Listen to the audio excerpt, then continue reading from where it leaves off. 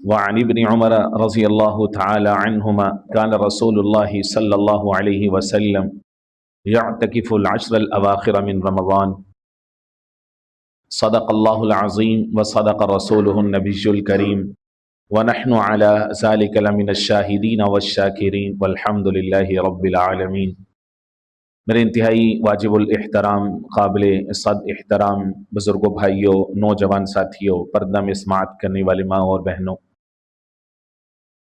الحمدللہ ثم الحمدللہ، رمضان المبارک کا دوسرا عشرہ چل رہا ہے اور آج رمضان المبارک کا 16واں روزہ ہے، اور اس عشرے کے اختتام پر دنیا بھر کے اندر لاکھوں کروڑوں فرزندان اسلام، مسلمان بھائی اور بہنیں وہ اعتکاف جیسی سنت ادا کرنے جا رہے ہیں۔ اللہ رب العزت سب کا رمضان المبارک میں روزے رکھنا، قیام اللیل، قرآن مجید سے محبت، تلاوت، فہم و تفہیم اور دیگر اعمال صالحہ، انفاق فی سبیل اللہ، خرچ کرنا، اللہ رب العزت سب کے سب اعمال صالحہ کو قبول و منظور فرمائے۔ آج کے اس نشست میں انشاءاللہ العزیز مختصر انداز میں اعتکاف کیا ہے، اعتکاف کی اہمیت کیا ہے، اور اس کی اسپرٹ اور فلسفی کیا ہے، اس کی آبجیکٹیوٹی کیا ہے، اس کے مقاصد کیا ہیں اور اس کے فوائد کیا ہیں، اس کا اجر و ثواب کیا ہے، اور جو معتکف ہوتا ہے اس کا کیا مقام ہوتا ہے، چند احادیث مبارکہ صحاح ستہ سے اور آقا کریم سید المرسلین حضور پاک علیہ الصلوۃ والسلام کا عمل مبارک آپ کے سامنے رکھنا مقصود ہے، اور قرآن مجید کی وہ آیات جہاں پر اعتکاف کا ذکر ہے، انشاءاللہ العزیز وہاں سے ہم کیا چیز ڈیرائیو کر سکتے ہیں اس کا بیان ہوگا۔ اللہ رب العزت حق سچ کہنے کی، سمجھنے کی، عمل کرنے کی توفیق عطا فرمائے۔ اعتکاف نہایت اہم عبادت ہے۔ اعتکاف کا جو لفظ ہے یہ عاکفہ سے نکلا ہے، عین کا فا، یعنی عربی کے اندر آپ کوئی بھی لفظ بولتے ہیں تو اس کی ایک روٹ ہوتی ہے، اس کی ایک بنیاد جڑ ہوتی ہے جس کو کہتے ہیں مادہ۔ وہ بعض دفعہ 6 حرفی ہوتا ہے، یعنی 3 حرف کا ہوتا ہے، بعض دفعہ وہ 4 حرفی ہوتا ہے، 4 حرف کا بھی ہوتا ہے۔ تو اعتکاف کا جو لفظ ہے یہ عاکفہ سے نکلا، عکف۔ عکف کا جو مادہ ہے اس کا مطلب ہوتا ہے بچنا، بچانا، گوشہ نشینی اختیار کرنا، علیحدگی اختیار کرنا، فوکس کرنا، یہ سارے کے سارے یہ اعتکاف کے معنی ہیں۔ اور حقیقت حال یہ ہے کہ اعتکاف کا جو عمل ہے اس میں یہ ساری چیزیں the latent spirit پائی جاتی ہیں، کہ جو بھی معتکف ہوتا ہے دراصل وہ اپنے آپ کو بچا رہا ہوتا ہے دنیا سے، دنیاوی مشاغل سے، اللہ کی ناراضگی والے کاموں سے، اور جو بھی مادی اس کی جتنی ایسی خواہشات ہو سکتی ہیں جو غیر معتکف جس کی طرف مائل ہو سکتا ہے، وہ آ کے اعتکاف میں بیٹھا ہے یا بیٹھی ہے، اس نے خود کو علیحدہ کر لیا ہے، گوشہ نشینی اختیار کر لی ہے تاکہ وہ ان سب چیزوں سے، ان سب عملوں سے بچ سکے جو اللہ کی ناراضگی کی طرف لے کے جاتے۔ اسی لیے معتکف کو معتکف کہتے ہیں، اعتکاف کو اعتکاف کہتے ہیں۔ جو معتکف ہوتا ہے اس کی مثال ایسے ہے کہ جیسے کوئی انسان کو کوئی بہت بڑی کوئی ضرورت آن پڑے تو وہ دنیا کے اپنے باقی سارے کام چھوڑ کر کے وہ ذات، وہ فرد یا وہ دربار کہ جہاں سے اس کو لگتا ہے اپنے عقیدے کے مطابق کہ یہاں سے میری ضروریات پوری ہو سکتی ہیں، میری حاجات پوری ہو سکتی ہیں، تو وہ شخص اس در پہ، اس دروازے پہ آ کر کے باقی سب بھول کر کے وہاں آ کے پڑ جائے، جم جائے، لگ جائے، توجہ ایک ہی طرف رکھے، اور اس کے ذہن میں ون سنگل آبجیکٹو ہو، ایم اور گول اس کا ایک ہے کہ میں نے یہاں سے اپنا مقصد لے کے اٹھنا ہے۔ دنیا میں ہم دیکھتے ہیں کہ جب کوئی انسان کو کوئی ضرورت پڑتی ہے، اس کو جو دروازہ نظر آتا ہے کسی بڑے کا ہو سکتا ہے، کسی سردار کا ہو سکتا ہے، چودھری وڈیرے کا ہو سکتا ہے، کسی آفیسر کا ہو سکتا ہے، تو وہ کیا کرتا ہے، وہ اپنے گھر سے نیت لے کے نکلتا ہے اور وہاں جا کے اپنے آپ کو ڈھال دیتا ہے کہ میں نے یہاں سے اپنا مقصد لیے بغیر واپس نہیں جانا۔ تو मुअतकिफ भी ऐसे ही, मुअतकिफ मर्द मस्जिद में, मुअतकिफा औरत घर में, जो भी मस्जिदुल बैत है वो इस नीयत से जाए या उसको जाना चाहिए कि अपने आप को ला करके अल्लाह के दर पे डाल देना है, अपने आप को अल्लाह के हवाले कर देना है। फोकस ये करना है कि यहाँ से मैं अपनी मग़फ़िरत का सामान लेके उठूँ, अपनी हाजात पूरी कराऊँ, मुझे अल्लाह का क़ुर्ब मिल जाए, अल्लाह की रज़ा मिल जाए और मैं बंदगी का आला शरफ जो है वो हासिल कर सकूँ, जिसको ख्वाजा अजीज़ुल हसन मजज़ूम अलैहि रहमत ने यह फरमाया है कि उधर तू दर न खोलेगा, इधर मैं दर न छोड़ूंगा, इधर तू दर न खोलेगा, उधर तू दर न खोलेगा, इधर मैं दर न छोड़ूंगा। हुकूमत अपनी अपनी है, कहीं तेरी कहीं मेरी। इस थॉट, इस तखय्युल की डेप्थ और गहराई को समझिएगा। हुकूमत अपनी अपनी है, कहीं तेरी कहीं मेरी, कि अल्लाह की जो हुकूमत है वो तो बादशाह है, मालिकुल मुल्क है, जुल जलाली वल इकराम है, इज्जतें देने वाला वो है, बुलंदियां और तरक्कियां देने वाला वो है, रहमतें निछावर करने वाली वो ज़ात है, खालिक व मालिक वो ज़ात है, गनी मुगनी वो ज़ात है, कादिर मुक़्तदिर वो ज़ात है, रहमान और रहीम वो ज़ात है, अकरमुल अकरमीन वो ज़ात है, अरहमुर राहिमीन वो ज़ात है। और मैं बंदा, मेरी हुकूमत किस पे है?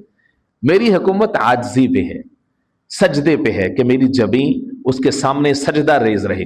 अल्लाह के यहाँ, अल्लाह के दरबार में, वहां पर जिल्लत नहीं है, बंदा है जो अपने आप को जलील करता है अल्लाह के सामने। और अल्लाह रब्बुल इज्जत को बंदे का बंदे के सामने जलील होना पसंद नहीं है, अपने सामने आकर के सजदा टेकना ये अल्लाह को सबसे ज्यादा पसंद है। तो बंदे की हुकूमत आजिज़ी के ऊपर, बंदे की हुकूमत सजदों पर, हुकूमत अपनी अपनी है, कहीं तेरी कहीं मेरी।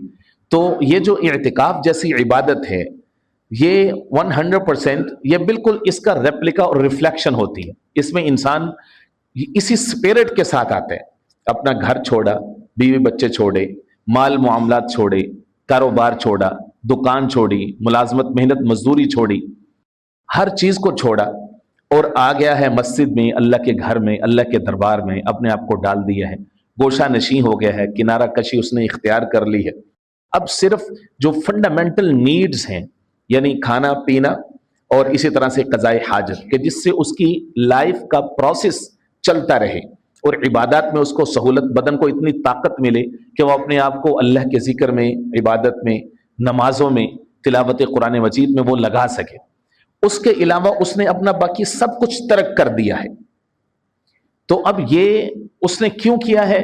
उसने अपने आप को अल्लाह के आके हवाले कर दिया, आके डाल दिया उसने अपने आप को।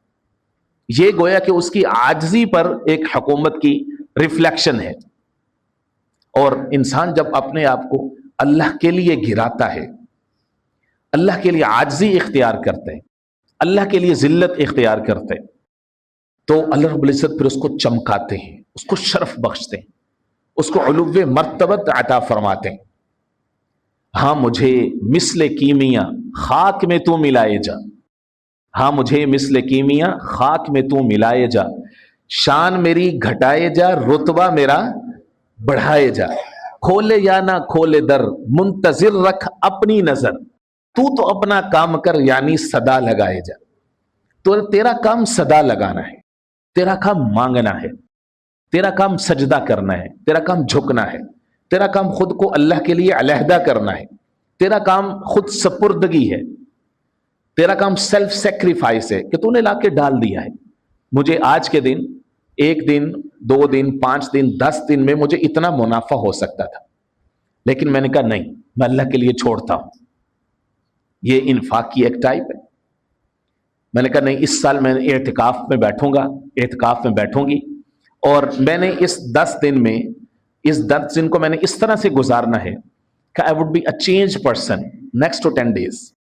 इन 10 दिन के बाद मेरी जिंदगी में कुछ तब्दीली आएगी।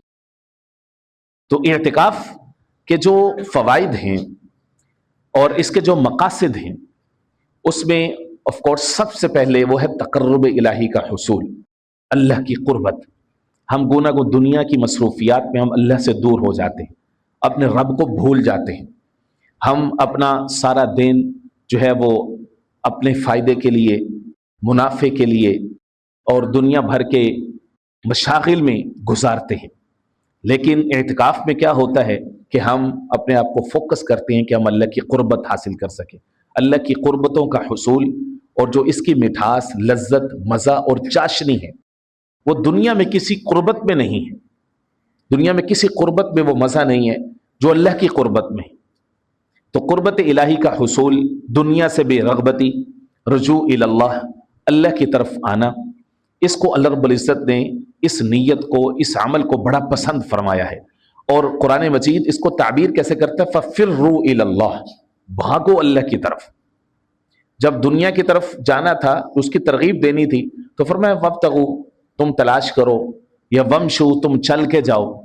لیکن اللہ نے اپنی طرف بلانے کے لیے فرمایا فَفِرُّوا. یہاں پہ وَامْشُوا نہیں کہا کہ چل کے آؤ، فرمایا فَفِرُّوا إِلَى اللَّهِ، بھاگ کے جاؤ، بھاگو، دوڑو. سورہ زاریات میں فرار کا لفظ اس کے لیے استعمال فرمایا، فَفِرُّوا إِلَى اللَّهِ، بھاگو اللہ کی طرف. تو یہ اعتکاف اسی کی ریفلیکشن ہے کہ یہ انسان اپنی دنیا بھر کی ساری چیزیں چھوڑ کے، توڑ کے، موڑ کے بھاگتا ہے اللہ کی طرف کہ اللہ میں آ گیا ہوں. اب روز قیامت انسان کے پاس اپنے عملوں میں سے کچھ بھی حجت نہیں ہے سوائے اس کے کہ وہ اللہ کے سامنے اپنی یہ نیت رکھ سکے کہ اے باری تعالیٰ میں تو آ گیا تھا نا، میں تو وہ 10 دن کے لیے آ گیا تھا نا. تو اس 10 دن میں کتنا بڑا چانس ہے کہ وہ اللہ سے مانگے، ہدایت کی توفیق مانگے، کنسسٹنسی مانگے کہ اللہ تو میرا دل بدل دے، مجھے ایک چینج شخص بنا دے کہ میں تیری رضا کو حاصل کرنے والے اعمال کرنے والا بن جاؤں. تو رحمت خدا بندی کا حصول کتنا آسان ہو جاتا ہے کہ انسان آ گیا ہے، مسجد ہے، مسجد کا ماحول ہے، نماز 5 وقتہ، صرف سادہ نماز نہیں، با جماعت، اور صرف با جماعت نہیں بلکہ تکبیر اولیٰ کے ساتھ. وہ ایک مواظبت، پابندی، کنسسٹنسی، وہ تو سمجھو کہ وٹ میں پڑی، وہ تو آٹو پہ لگ گئی نا. جو انسان آ کے اعتکاف میں بیٹھ گیا، اس کو 10 دن کا مطلب کیا ہے؟ 10 5 50. اس کو یہ نمازیں با جماعت تکبیر اولیٰ کے ساتھ اس کو مل گئی. نمبر 2 یہ ہے کہ اگر کوئی انسان گھر سے آتا ہے تو اس کی سنتیں چھوٹنے کا غالب خطرہ موجود ہے. تو لیکن یہ مسجد میں ہے تو اس ماحول میں اس کو سنتیں بھی مل جائیں گی. سنت موقدہ چھوڑیے، سنت غیر موقدہ کا چانس بھی ہے اس کے پاس، نوافل کا چانس بھی ہے، ذکر و اذکار بھی ہے. موبائل جیسی ایک جو بیماری ہے جس سے جان چھوڑنا انسان کا مشکل ہوا ہے، تو انسان اس سے بھی کنارہ کشی اختیار کرنے میں اس کو آسانی مل رہی. یعنی ایک اس نے روزہ رکھا ہوا ہے رمضان کا، ایک ڈیجیٹل فاسٹنگ، اس میں بھی اس کو ایزینس، سہولت ہے کہ بھئی ایک دفعہ بس چھوڑ کے آ گیا ہے موبائل کو. اب تو مسجد ہے، رمضان ہے، قرآن ہے، روزے ہیں، ذکر ہے، بس یہی لائف ہے. تو یہ 10 دن اس ماحول میں رہنا، سوچئے کہ انسان کی زندگی میں کتنی بڑی تبدیلی جو ہے وہ آ سکتی. اسی لیے جو اعتکاف ہے، علماء نے لکھا کہ اس کی شرعی حیثیت یہ ہے کہ یہ سنت مؤکدہ علی الکفایہ ہے. یعنی آپ اس کو اس انداز میں سمجھیں کہ جو اعتکاف ہے اس کی 3 ٹائپس ہوتی ہیں. ایک ہوتا ہے اعتکاف نفلی. نفل اعتکاف یہ ہوتا ہے کہ اس کے لیے وقت، زمانے، مہینے، ہفتہ، کسی چیز کی کوئی قید نہیں. جب بھی مسلمان مومن مسجد میں داخل ہوتا ہے تو اعتکاف کی نیت کر لے. تو مسجد کے آداب کا خیال رکھتے ہوئے جب تک وہ مسجد میں ہے تو نکلنے تک سمجھو کہ اس کو اعتکاف کا ثواب ملے گا. یہ نفلی اعتکاف ہے. اسی طرح سے اعتکاف کی ایک قسم ہے اعتکاف واجب، کہ کوئی انسان نظر مان لے، منت مان لے کہ میرا فلاں کام ہو گیا، یا میری فلاں ڈیل ہو گئی، یا میری فلاں دعا ہے وہ قبول ہو گئی، تو پھر میں اتنے دن کے لیے اعتکاف میں بیٹھوں گا یا بیٹھوں گی. تو اب اس نے چونکہ نظر مانی ہے، منت مانگی ہے، اس نے خود پر ایک چیز کو خود ہی واجب کی ہے. تو اگر اس کی وہ جو شرط ہے، وہ جو دعا ہے، وہ جو منت ہے پوری ہو جاتی ہے، تو اب اس پر واجب ہے کہ اب وہ جو اس نے نیت کی تھی اب اس کو فلفل کرے. اگرچہ یہ ایک الگ ٹاپک ہے کہ نظر ماننا، منت ماننا، یہ اس کو اسلام کتنا پسند کرتا ہے. اگر آپ کوئی بھی نیکی کا کام کرنا چاہتے ہیں تو اس کو اوپن رکھیں، انکنڈیشنل رکھیں. اس کو اللہ کے ساتھ اس طرح سے شرط میں نہ جائیں کہ اللہ میرا فلاں کام ہوگا تو میں اتنے پیسے خرچ کروں گا، فلاں کام ہوگا تو ایسے کروں گا، فلاں کام ہوگا تو ایسے. شرط شرائط اللہ کے ساتھ نہ کھیلنے تو بہتر ہے. اوپن رکھیں. اللہ کا فضل وہ لامحدود ہے، اللہ سے مانگتے رہے. تو اس طرح میں اگر کوئی شخص نظر مان لیتا ہے، کوئی مرد یا عورت، کہ میں اتنے دن اعتکاف میں بیٹھوں گا یا بیٹھوں گی، تو پھر اس کی نظر پوری ہونے کی صورت میں اس پر اعتکاف उतने दिन का क्या हो जाता है, वाजिब हो जाता है। एतिकाफ की जो तीसरी किस्म है वो ये है, जो कि आज हमारा मौजू भी है, एतिकाफ सुन्नत इसको कहते हैं। और सुन्नत की भी सुन्नत मुअक्किदा अलल किफाया, मुअक्किदा अलल किफाया इसको इस वजह से कहते हैं कि पूरे मोहल्ला की जो मस्जिद है, यानी वहां पर अगर 5 वक्ता नमाज जमात वगैरह का एहतमाम मौजूद है, वहां पर जो है वो मुअज्जिन खतीब वगैरह तय्युनात हैं, बाकायदा मस्जिद का माहौल वहां पे इस्टेब्लिश है, तो उस मोहल्ले में से अगर कोई भी शख्स एतिकाफ में नहीं बैठेगा तो पूरा का पूरा मोहल्ला गुनाहगार होगा। जिस तरह से जनाजे के बारे में आता है कि वो फर्ज किफाया होता है, यानी मोहल्ले में से कम अज कम चंद एक लोग भी अगर पढ़ लेंगे तो सब की तरह से वो फर्ज अदा हो जाएगा। अगर कोई भी नहीं पढ़ता जनाजा तो सारा का सारा मोहल्ला गुनाहगार हो। इसी तरह से एतिकाफ में कम अज कम अगर एक शख्स बैठता तो सब की तरफ से वो एक फर्ज किफाया जो है वो अदा हो जाता है। बट इट्स नॉट नेसेसरी कि हम मोहल्ले वाले सिर्फ एक ही बंदे को मुंतखब करें कि तू ही एतिकाफ से बने, इस ज्यादा लोग भी बैठ सकते हैं, क्योंकि इसका सवाब जो है वो बहुत ज्यादा है। जो औरत है, हमारी बहनें हैं, वो भी एतिकाफ में बैठ सकती और उनको भी उसी तरह से सवाब का वादा है जिस तरह से मर्दों के लिए वादा है सवाब का। और लेकिन औरतों के लिए है कि वो मस्जिद में नहीं बल्कि मस्जिदुल बैत में, घर में कोई कोना किनारा जहां पर नमाज पढ़ी जाती है, जिक्र अज़कार के लिए, तिलावत के लिए जो कोना किनारा मुख्तस है, या खुद से मुख्तस कर लें, घर का कोई एक रूम हो सकता है, बरामदा हो सकता है, कोई एक किनारा हो सकता है सहूलत के मुताबिक, वहां पर वो अपना बिस्तर वगैरह डाल के अपने आप को अलग कर ले, पर्दा वगैरह लटका के, तो फिर उस पर उसी तरह से पाबंदियां जिस तरह मर्दों पर मस्जिद के अंदर पाबंदियां होती कि बिला शरी हाजत व जरूरत के वो उस मुअतकफ से यानी एतिकाफ की जगह से, जिस तरह मर्द मस्जिद से या औरत अपनी उस जगह से जो उन्होंने अपने लिए स्पेसिफाई की है उससे बाहर नहीं जा सकती। हाँ, औरत को ये सहूलत हासिल है कि अगर उसके पास कोई खाना देने वाला कोई नहीं है तो वो अपना जाके खाना लेके अपनी एतिकाफ वाली जगह पे वापस आ सकती है, लेकिन उसमें बात करना बिला जरूरत, वहां पर देर करना, ठहरना किसी भी मकसद के लिए, ये दुरुस्त नहीं है, वरना उसका एतिकाफ टूट जाएगा। इस तरह से जो मर्द हजरात हैं जो मस्जिद में एतिकाफ बैठते हैं, वो अगर बिला शरी जरूरत, अगर वो मस्जिद की जो शरी हुदूद है, एक होते हैं हुदूद मस्जिद, एक होती है शरी हुदूद। हुदूद मस्जिद तो बाहर जहां पर जूतियां रखी हैं उसके बाद दाएं बाएं, ये सारी हुदूद मस्जिद है। एक होती है शरी हुदूद। शरी हुदूद का मतलब यह कि जहां पे जूती के साथ आप नहीं आ सकते, तो वो शरी हुदूद है। उससे बाहर मुअतकिफ वहां से बाहर नहीं निकल सकते। अगर वुजू के लिए गया है तो वो वुजू करेगा और वुजू करके वापस आएगा। वुजू के बाद वहां पर बिला जरूरत बैठना यह जायज नहीं है उसके लिए। इसी तरह वॉशरूम गया है, वॉशरूम बंद है तो उसके इंतजार में वहां पर खड़ा हो सकता है, इंतजार कर सकता है, लेकिन बिला जरूरत वहां पर ठहरना ये उसके लिए दुरुस्त नहीं है। तो एतिकाफ के बेशुमार मसाइल हैं जो आप फुकहा से, उलमा से सुनते हैं, सीखते हैं, सुनेंगे, सीखेंगे। उनको सीखना चाहिए जितने भी मसाइल हैं, बल्कि मसाइल सीखने चाहिए। जो भी आप ज़कात देना चाहते हैं उसके पहले मसाइल सीख, एतिकाफ पढ़ना चाहते हैं उसके पहले मसाइल सीख। इसी तरह से आप जो भी कोई काम करना चाहते हैं तो उसके जो शरी अहकाम और ज़वाबित हैं, उसूल हैं, उनको पहले उलमा से सीखना चाहिए। अल्लाह रब्बुल इज़्ज़त का ये हुक्म है, फस्अलू अहल ज़िक्र इन कुंतुम ला तअलमून, तुम अहले ज़िक्र से, अहले इल्म से पूछ पूछ के चलो अगर तुम्हें किसी चीज़ का इल्म नहीं है। तो एतिकाफ के भी मसाइल भी जो है वो सीखने चाहिए। अलबत्ता यह है कि जो औरत है अगर वो एतिकाफ के दौरान उसके अय्याम मखसूसा शुरू हो जाते हैं तो उसका एतिकाफ टूट जाएगा।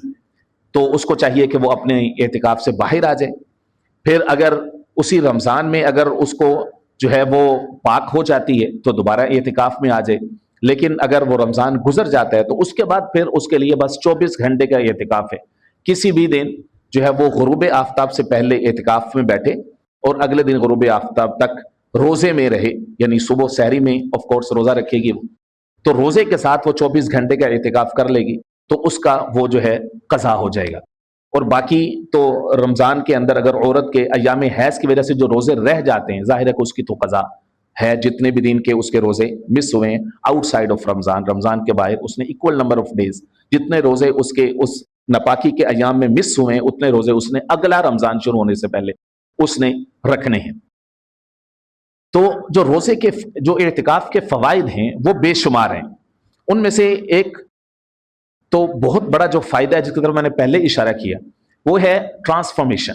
ट्रांसफॉर्मेशन का मतलब ये है कि एहतिकाफ में जो मर्द या औरत बैठ रहा है या बैठ रही है, वो ये नीयत लेके आए कि in these 10 days, after next days I would be a change person, मुझे एक डिफरेंट इंसान बनना है।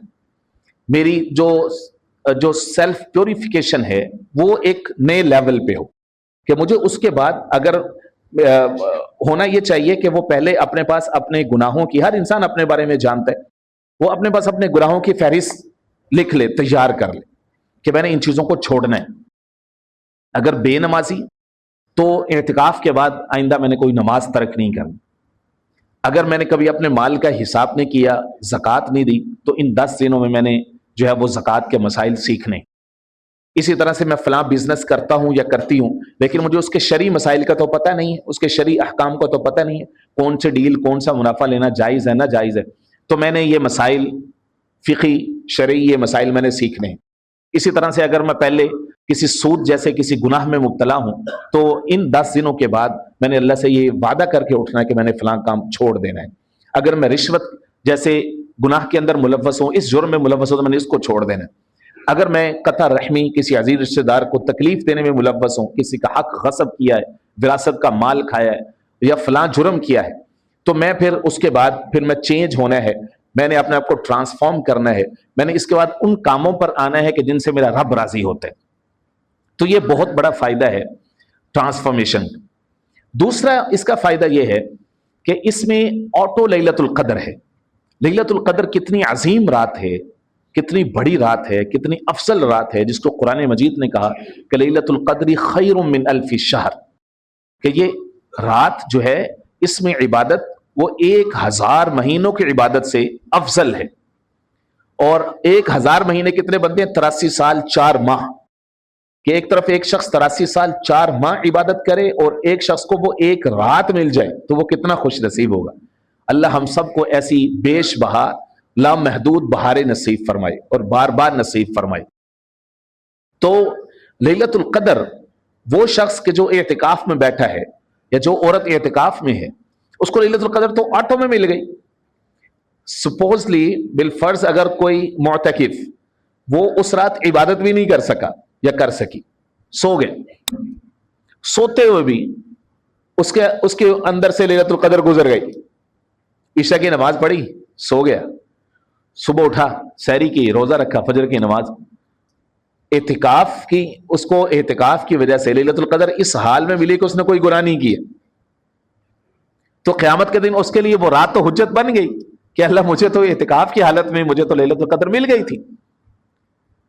तो लैलतुल कद्र ये ऑटो में पड़ी हुई है, मुअतकिफ को इस हाल में वो मिलनी है कि वो गुनाहों से पाक है। बहुत बड़ा जो है वो फायदा है एहतिकाफ का। एहतिकाफ का एक बहुत बड़ा फायदा यह है कि कई सारे ऐसे गुनाह जो कि गैर मुअतकिफ बाहर, वो जाने अनजाने उन गुनाहों के अंदर मुब्तला होता है या होती है, उसको पता भी नहीं होता। जो मुअतकिफ है वो उन सब गुनाहों से बच जाता है। बदनजरी का गुनाह है, इसी तरह से और कई सारे ऐसे गुनाह हैं कि जिनसे मुअतकिफ जो है वो बच जाता है। फिर मुअतकिफ के पास तिलावत, तालीम, कुरान मजीद सीखने सिखाना, दुआएं सीखना सिखाना, ये वक्त उसके पास बहुत होते हैं। इसी तरह से वो अहले इल्म, उलमा के बयानात मसाजिद में आकर के सीखना, कोई मसाइल सीखना, उसके पास ये फायदा है। इसके अलावा जिक्र व अज़कार, अपनी ज़ाती जो इनहिलेशन है, तो उसका बहुत फायदा है कि वो अपना किसी गोशे में बैठ के, किसी कोने में बैठ के तस्बीहात कर सकता है, अल्लाह की तरफ तवज्जो कर सकता है, मुराक़बा कर सकता है, जिक्र के जरिए से अपने आप को प्योरीफाई कर सकता है, अपने दिल पे अल्लाह अल्लाह की ज़रबे लगा सकते हैं कि इससे जो दिलों का जंग है, जो मैल है, ये खत्म हो जाती। ये बहुत पावरफुल नाम, बहुत ताकतवर नाम है, अल्लाह अल्लाह अल्लाह अल्लाह अल्लाह। इससे दिल आबाद होते हैं, दिलों का जंग उतरता है, इंसान का दिल जिंदा होता है। जिक्र करने वाले की मिसाल जिंदा की है, जिक्र ना करने वाले की मिसाल मुर्दा की। कई सारे जुबान के गुनाह, नजर के गुनाह, कई सारे ऐसे मामलात कि जिसमें हम ये समझते हैं कि यार ये हमारे बस से बाहर है, हम नहीं कर सकते, हम मजबूर हैं ये गुनाह करने पे, हमारे पास कोई चारा नहीं।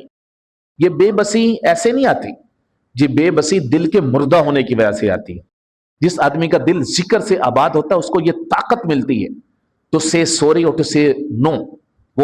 وہ سینہ ٹھوک کے کہتا ہے کہ یہ جائز نہیں، یہ درست نہیں، میں اس سے بچوں گا انشاءاللہ، میں یہ نہیں کروں واٹس ایور میں دا کانسیکوینسز، اس کے نتائج کچھ بھی ہوں، جتنا مرضی مجھے نقصان ہو جائے، کوئی بھی ہے سامنے، تو میں نے یہ نہیں کرنا، جائز نہیں، اللہ اس سے ناراض ہو جائیں گے۔ وہ طاقت اس کو کیسے ملے گی؟ جب اس کا دل زندہ ہوگا۔ جو آدمی صرف ایک تسبیح پڑھ لینا اکیلے بیٹھ کے، اللہ اللہ اللہ، دل ایسا روشن ہوگا، اس کو ایسی طاقت ملے گی کہ وہ پہاڑوں سے ٹکرا جانے کا حوصلہ اس کے اندر پیدا ہو، بڑے بڑے گناہوں سے وہ خود ہی بچ جائے گا، اس کا دل ایسا روشن ہوگا۔ اس کو رب العزت اشیاء کی حقیقت اور اشیاء کی معرفت نصیب فرمائیں گے۔ بہت بڑی دعا ہے جو انسان کو اللہ سے مانگنی چاہیے کہ اللہ مجھے چیزوں کی معرفت نصیب کرنا۔ کئی سارے ایسے معاملات ہوتے ہیں کہ انسان ان کے سامنے بلائنڈ ہو جاتا ہے، بیچارہ بے بس ہو جاتے ہیں، unable to take right decision in his her life، تو unable to make right choices، وہ دل کے مردہ، دل کے بند اور بلائنڈ ہونے کی وجہ سے ہوتی۔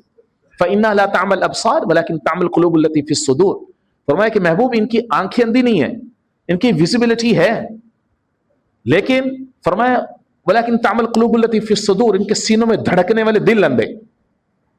وہ جو دل کی بنائی ہے نا، وہ اللہ کا ذکر ہے۔ تو جو معتکف ہے اس کے پاس 10 دن ہے کہ وہ ذکر و اذکار کے ذریعے سے اپنے دل کو روشن کر سکتی ہے۔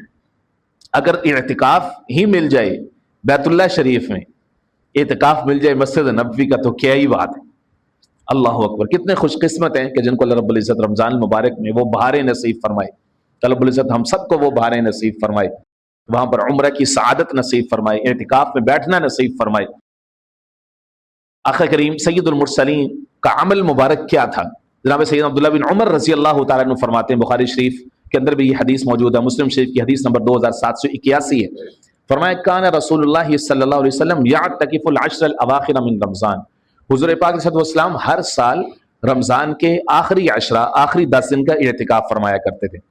اما عائشہ کیا فرماتی ہیں؟ وہ مسلم شریف کی حدیث ہے جو کہ اس سے اگلی حدیث ہے، ان نبی صلی اللہ علیہ وسلم کانا یعتکف العشر الاواخر من رمضان، حضور پاک علیہ وسلم رمضان کے آخری عشرے میں اعتکاف فرماتے رہے حتی توفاہ اللہ، ظاہری حیات طیبہ میں جب تک حضور پاک علیہ السلام نے پردہ نہیں فرمایا، بعد از ہجرت ہر سال جو ہے وہ اعتکاف فرمایا۔